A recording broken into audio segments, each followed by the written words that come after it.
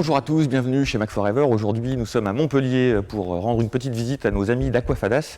Nous sommes au bâtiment qui s'appelle le MIBI et nous sommes avec Alison. Bonjour Alison. Bonjour.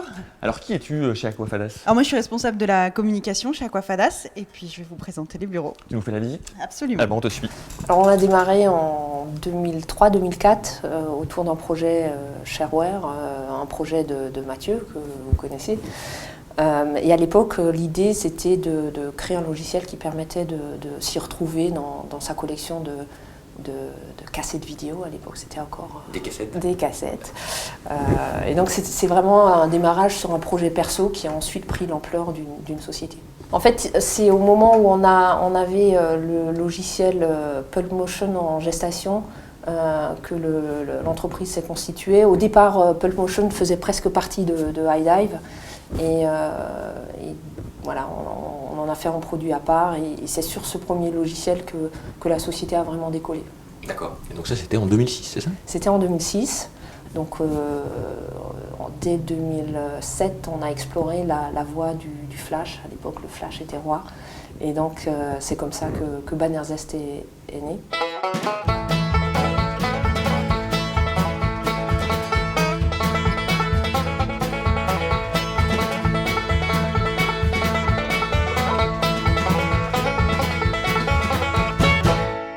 Alors Alison, qui sont ces jeunes gens qui ont des casques audio d'assez médiocre qualité?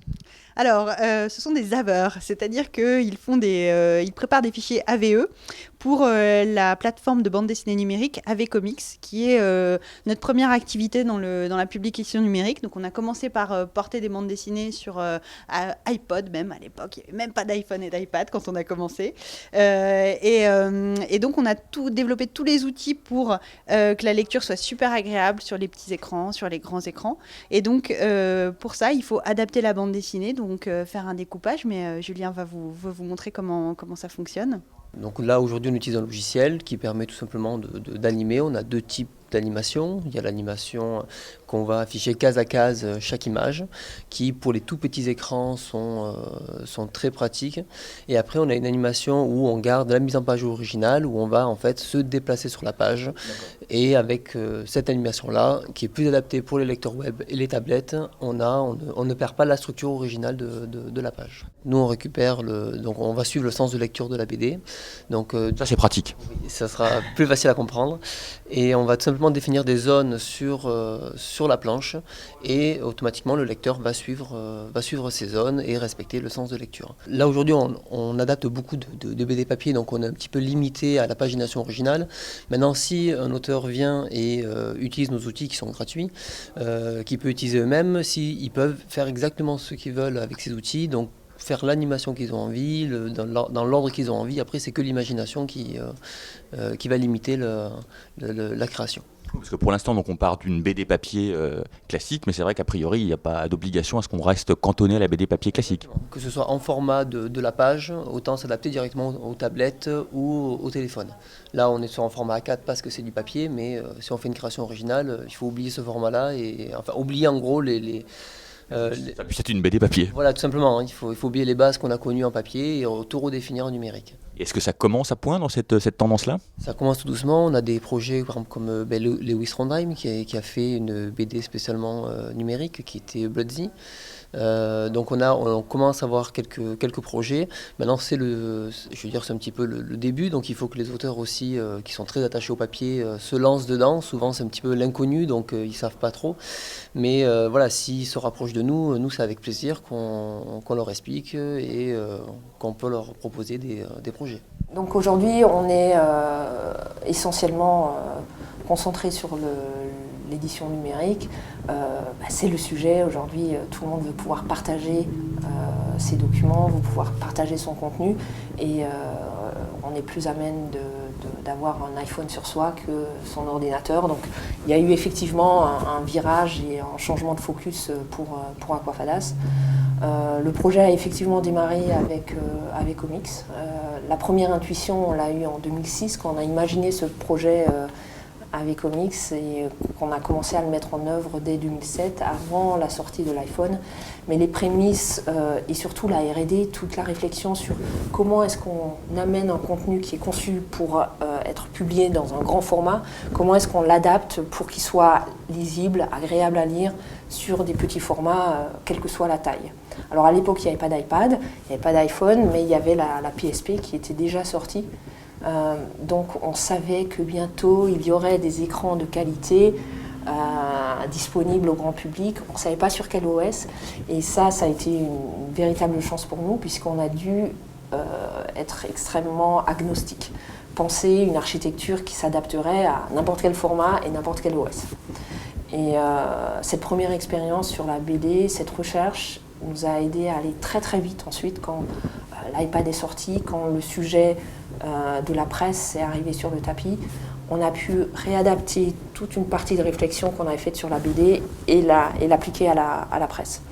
Et ça nous permet, nous, aujourd'hui, petite société française, d'être un véritable challenger pour des géants américains comme Adobe. Alors même qu'on n'a pas la même puissance de tir, mais voilà, il y a une véritable réflexion, il y a des années de recherche qu'on a pu déployer. Oula, alors Alison, ici, ça a l'air d'être très sérieux comme bureau. Qu'est-ce qui se passe là? Alors, c'est très sérieux, effectivement, c'est le support. Donc ici, les clients qui rencontrent des problèmes ou ont besoin d'explications peuvent écrire à Magali. C'est du support technique pour les clients, pour les éditeurs, pour qui? Pour tout le monde, en fait. En général, moi, c'est plutôt les éditeurs. Après, on a une deuxième personne qui s'occupe des clients particuliers. J'ai, on va dire, peut-être une dizaine de gros clients qui tournent par semaine. Pour chaque personne, le cas est différent puisqu'ils utilisent une version différente de nos logiciels. Donc, voilà, il faut arriver vraiment à décoder par où ils sont passés pour arriver à reproduire le bug. Merci beaucoup.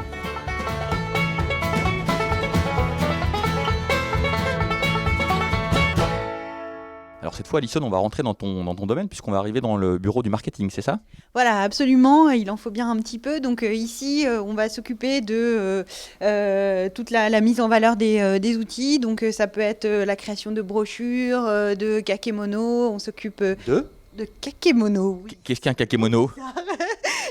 Le kakémono, par exemple, cette grande affiche bleue qui normalement peut tenir toute seule, est un kakémono. Donc tu utilises ça dans les festivals et ça te permet de faire passer des superbes messages marketing. Mac Forever, le site où on apprend des mots nouveaux. Alors on va aller voir le monsieur en rouge qui s'appelle Cédric, je crois. Bonjour Cédric. Bonjour. Alors qu'est-ce que tu fais toi ici? Moi je m'occupe de tout ce qui est le site web et de tout ce qui est marketing et communication. Je m'occupe aussi de toutes les newsletters. C'est toi qui nous spam? Exactement, c'est moi le spam chez Aquafadas. On représente à peu près 60 000 mails par mois. Ah oui. Voilà, après je m'occupe de tout ce qui est référencement du site et tout ce qui est partenariat avec les logiciels et les sites américains ainsi que vous. Ainsi que les gros sites français, d'excellente qualité. Des très très bons sites français. Voilà, c'est moi qui donne aussi les céréales pour les journalistes, etc. Voilà. C'est à toi qu'on cire les pompes. Non, pas uniquement, mais en tout cas, c'est moi qui suis en relation directe avec les graphistes pour tout ce qui est design et illustration. Ouais. Eh bien, on va justement aller voir les graphistes maintenant. Merci beaucoup, Cédric. Alors, les graphistes, bonjour Julien. Alors, c'est l'homme à la tablette graphique. C'est ça. Alors, qu'est-ce que tu fais, toi? Tout ce qui est interface directe, tant sur les mobiles qu'à l'ordinateur, pour que l'utilisateur puisse utiliser les magazines ou faire ses magazines. T'as un poste clé quand même, j'imagine, ici. Ouais, on a tous un poste clé. Parce que si les magazines sont nuls, c'est elle qui se fait taper. Si on ne trouve pas les magazines, c'est moi qui me fais taper. Et alors, est-ce que tu dois adapter des interfaces graphiques aux différents OS? Oui, surtout pour la construction par exemple d'Android ou d'Apple n'est pas du tout la même pour les OS. Donc l'avantage c'est qu'on passe moins de temps sur Android, mais on est peut-être un peu moins libre de ce qu'on fait, tandis que sur Apple, enfin sur l'iOS, ce qu'on fait, de toute façon ce sera le résultat final, quoi. Mais par contre on le fait pour chaque support.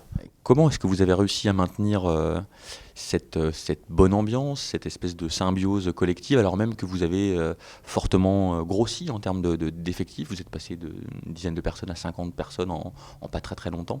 Je pense qu'il y a, il y a une partie de nos personnalités. Je dirais qu'il y a aussi Thomas qui est l'autre personne clé sur la partie publishing qui est aussi un vecteur de cette bonne ambiance. Bon, déjà, tu as mentionné la hiérarchie, elle est extrêmement plate, notre hiérarchie. Donc il n'y a pas de vice-président, de chef de projet, etc. C'est extrêmement plat. Je pense qu'on est tous passionnés par ce qu'on fait, et donc on a encore cette capacité de partir sur des nouvelles idées. On travaille de façon extrêmement collaborative, c'est-à-dire qu'on va, on sait des détails, hein, mais dès le début de mettre par exemple tous les développeurs face au mur afin qu'on puisse voir leurs écrans. Ce n'est pas une question de surveiller ce qui se fait, c'est simplement que dans une salle comme celle-ci par exemple, il y aurait des développeurs le long des murs, chacun voit ce que fait l'autre, et donc lorsqu'on a besoin de se parler, on se rassemble au centre de la pièce en faisant rouler les chaises, on discute et on repasse sur cette pause de travail. Donc déjà rien que la configuration des salles a fait que il y a des échanges au centre de la salle, on voit ce que fait l'autre, on peut dire ah bah tiens ça m'intéresse, tu es en train de faire quoi, et puis voilà.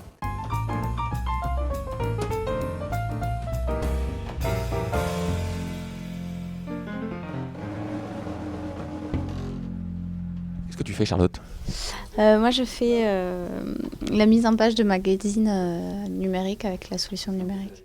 Tu peux nous montrer un peu comment ça marche? Alors, il suffit de faire un bloc.